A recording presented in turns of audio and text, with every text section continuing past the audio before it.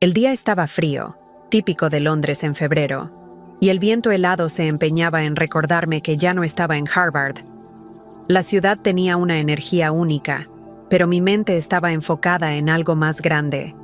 Mañana sería mi primer día oficial en Rutherford Industries, y sabía que tendría que demostrar que merecía el puesto, no por el apellido que llevaba, sino por mis propias capacidades. Mi padre siempre me decía que el respeto se gana con acciones, no con privilegios, y yo estaba decidida a honrar esa enseñanza. Ese restaurante parecía perfecto para un almuerzo tranquilo. Era sofisticado, pero no pretencioso, con una vista espectacular de la ciudad que parecía extenderse infinitamente.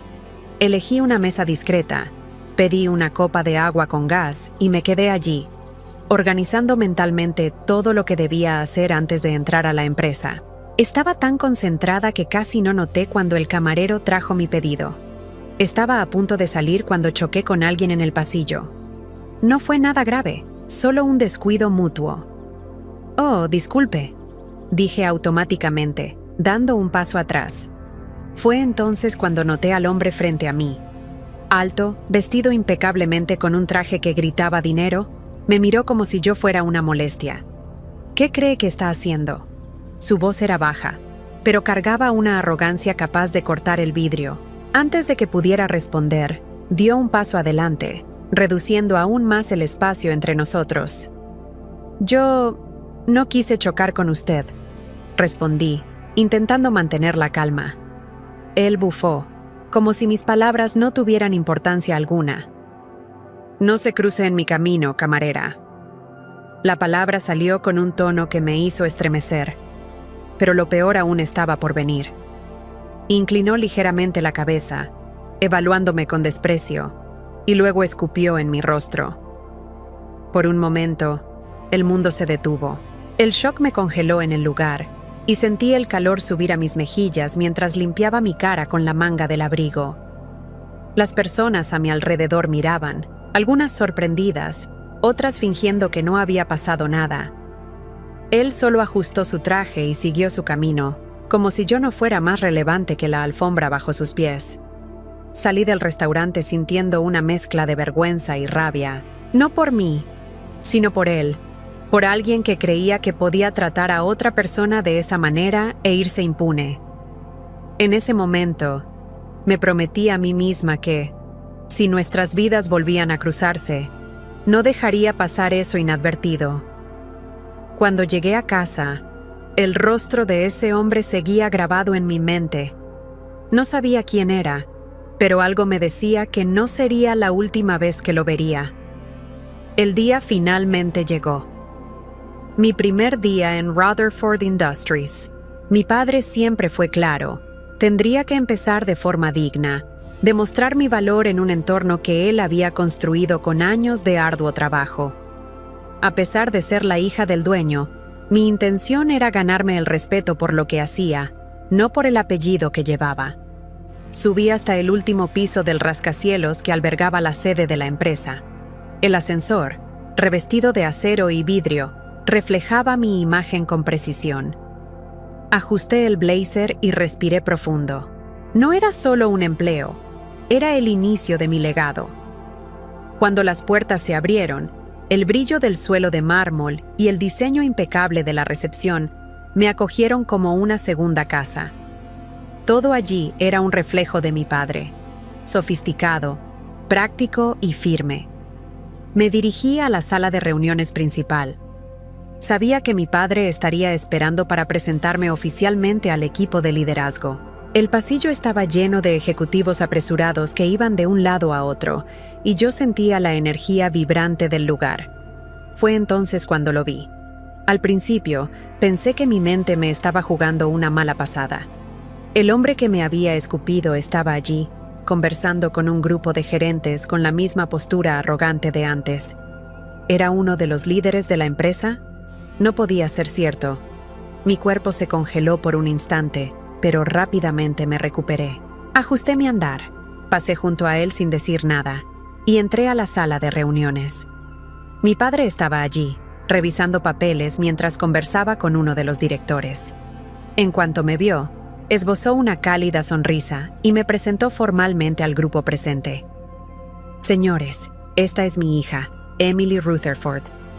Ella asumirá un puesto de liderazgo con nosotros. Mientras mi padre hablaba, percibí la sombra de alguien entrando a la sala. Mi corazón se aceleró. Era él. El hombre que me había humillado estaba allí, su rostro incrédulo, como si acabara de ver un fantasma. Se quedó parado por un momento, con los ojos abiertos de par en par, fijados en mí. «Charlie, ven a conocer a mi hija», dijo mi padre, sin notar el clima tenso que inmediatamente se instaló. Él dudó antes de acercarse, pero su expresión había cambiado. La arrogancia que ostentaba antes parecía haber evaporado. Ahora, sus ojos estaban llenos de una mezcla de sorpresa e incomodidad. «Tú...» empezó, pero se detuvo. «Sí, señor Whitmore, ya nos conocemos», respondí con calma, con una leve sonrisa en el rostro. Era mi turno de ser la segura en la sala. Mi padre notó que algo no estaba bien. Miró de mí a Charlie, y luego regresó su mirada a mí. «¿Qué ocurrió?» «Dejaré que el propio señor Whitmore lo cuente», respondí, sin desviar la mirada de él. Toda la sala quedó en silencio. Charlie dudó, miró a su alrededor, pero sabía que no tenía escapatoria. Empezó a murmurar algo sobre un malentendido, pero mi padre lo interrumpió. «Emily, por favor, explícamelo tú». Con la misma calma, relaté lo que había sucedido en el restaurante, sin exageraciones, pero también sin omitir ningún detalle. Cuando terminé, mi padre guardó silencio por un momento, su mirada ahora fija en Charlie. La sala parecía haber dejado de respirar. «¿Es esto cierto, Whitmore?», preguntó mi padre, con una voz cargada de autoridad. «Fue un error, señor Rutherford. No sabía quién era ella». Mi padre golpeó la mesa con tal fuerza que hizo que todos se encogieran. «¿Y eso justifica tratar a alguien así? No importa quién sea, Whitmore. Aquí respetamos a todas las personas, independientemente de quiénes sean o lo que hagan». Charlie intentó justificarse, pero mi padre lo interrumpió nuevamente. «A partir de hoy estás degradado al puesto de conserje y trabajarás bajo la supervisión directa de mi hija». Notí. El rostro de Charlie se puso pálido, pero no tuvo el valor de protestar. Era como si toda la sala se hubiera vuelto en su contra. Cuando finalmente salió, mi padre me miró. «Si comete otro error, quiero saberlo de inmediato», dijo con una seriedad que rara vez mostraba. Asentí, sintiendo una mezcla de satisfacción y alivio. Pero algo me decía que esa historia aún no había terminado. Conocía a personas como Charlie. No aceptaban perder. Y sabía que él intentaría cambiar la situación, costara lo que costara. El sonido del trapeador contra el mármol resonaba por los pasillos como una melodía irónica. Ver a Charlie Whitmore, otrora el brazo derecho de mi padre, agachado sobre el suelo limpiando lo que probablemente consideraba indigno, era casi surrealista. Pero sabía que no había aceptado esa humillación de buen grado. Su rostro permanecía rígido, sus ojos siempre cargados de algo más profundo que rabia. Una promesa de venganza. Lo observaba a distancia, no por placer, sino por obligación. Mi padre me había confiado la supervisión de Charlie, y aunque una parte de mí quería creer que aprendería de sus errores, otra sabía que era demasiado astuto para conformarse. No pasó mucho tiempo antes de que mi intuición se confirmara. Una tarde, mientras revisaba documentos financieros en mi oficina, noté una irregularidad. Era pequeña, casi imperceptible, como si hubiera sido hecha con extremo cuidado para pasar desapercibida, pero algo en esa transacción llamó mi atención. Una suma sutil había sido transferida a una cuenta externa, y el remitente no era otro que Charlie Whitmore. Cerré la carpeta y respiré hondo. ¿Realmente creía que podía engañar a mi padre otra vez? Me levanté, ajusté mi blazer y fui directamente al despacho de mi padre, llevando los documentos conmigo. «¿Estás segura de esto?», preguntó tras analizar las evidencias. «Absolutamente», respondí. «Es sutil, pero el patrón se repite en otros informes. Está desviando dinero a una cuenta propia. Y no empezó ahora. Mi padre se pasó la mano por el rostro, claramente frustrado. «Es un idiota», murmuró, más para sí mismo. Luego, me miró con firmeza. «Iniciaremos una investigación completa, pero mantén esto en secreto. Quiero pruebas irrefutables antes de actuar». Y eso hicimos. En las semanas siguientes, una auditoría detallada reveló la magnitud del esquema de Charlie. Había estado desviando pequeñas cantidades regularmente, acumulando una suma considerable. Lo más impresionante era su audacia. Hacía todo esto mientras desempeñaba su nuevo rol, como si creyera que su castigo lo hacía invisible. El día de la reunión decisiva, mi padre reunió a la directiva y convocó a Charlie. Entró en la sala con la misma altivez de siempre, a pesar de que estaba visiblemente cansado. «¿Sabes por qué estás aquí?», preguntó mi padre, con una voz calma pero cargada de autoridad. «No, señor Rutherford», respondió Charlie, intentando mantener el control. Mi padre lanzó los documentos sobre la mesa, esparciendo las pruebas frente a todos. «¿Reconoces estos números? ¿Estas transferencias?». El rostro de Charlie se puso pálido. Intentó balbucear una excusa, pero mi padre no le dio oportunidad. «Desviaste dinero de la empresa a tu cuenta personal. Pensaste que nadie lo notaría, pero lo notamos.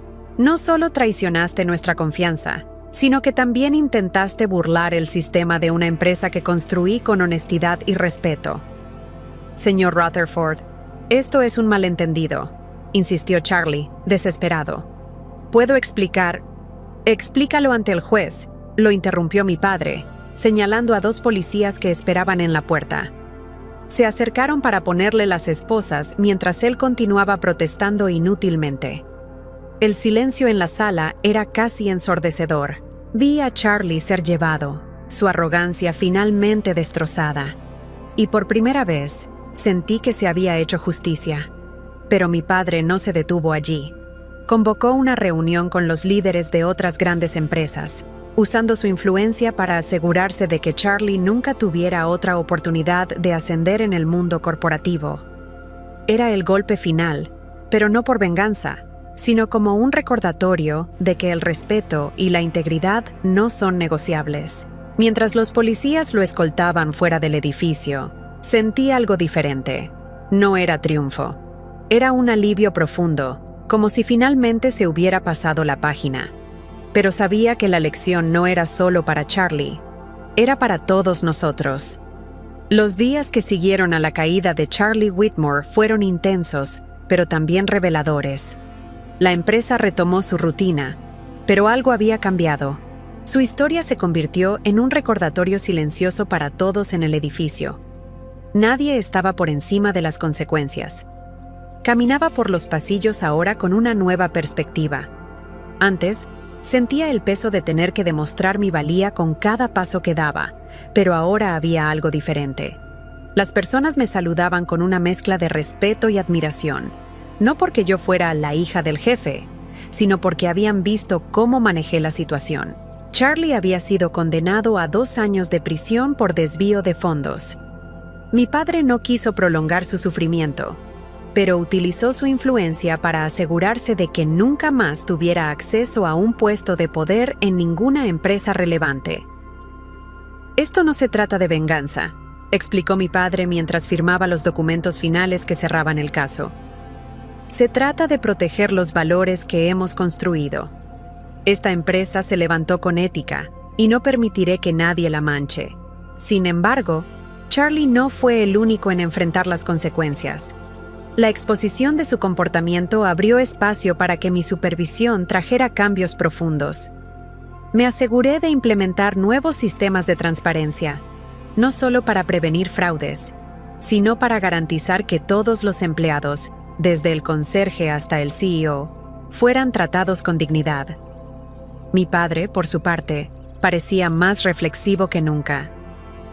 «¿Sabes?», me dijo una noche mientras estábamos en la oficina. «Cuando comencé, era solo un chico con un traje barato y muchas ganas de trabajar. Mi primer jefe me trató como basura, pero eso solo me dio más fuerza para construir algo diferente. Siempre quise que esta empresa fuera un lugar donde las personas se sintieran valoradas. Lo miré, viendo al hombre que me enseñó todo lo que sé sobre respeto y liderazgo. «Y lo lograste, papá», respondí con una sonrisa sincera. En cuanto a mí, finalmente sentí que estaba encontrando mi lugar. Asumí oficialmente un puesto de liderazgo, pero sin los privilegios que el apellido podría ofrecer. Trabajaba horas extra, asistía a reuniones difíciles y aprendía a lidiar con crisis. Poco a poco, los empleados comenzaron a verme no solo como la hija del dueño, sino como alguien que realmente se preocupaba por la empresa y por las personas que la hacían funcionar.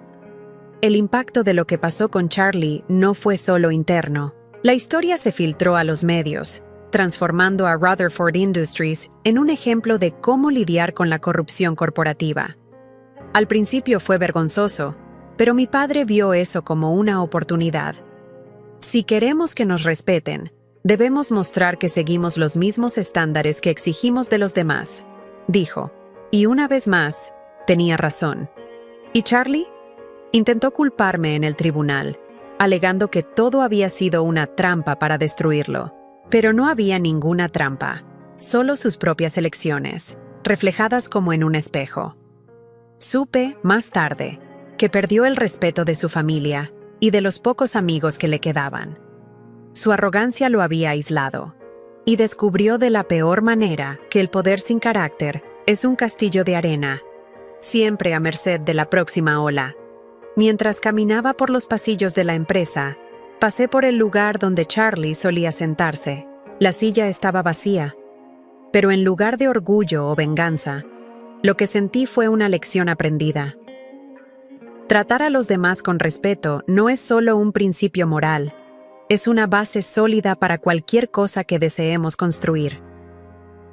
Al final de ese día, volví a casa, y por primera vez en mucho tiempo, me permití relajarme. Me senté en el sofá con una taza de té y miré por la ventana.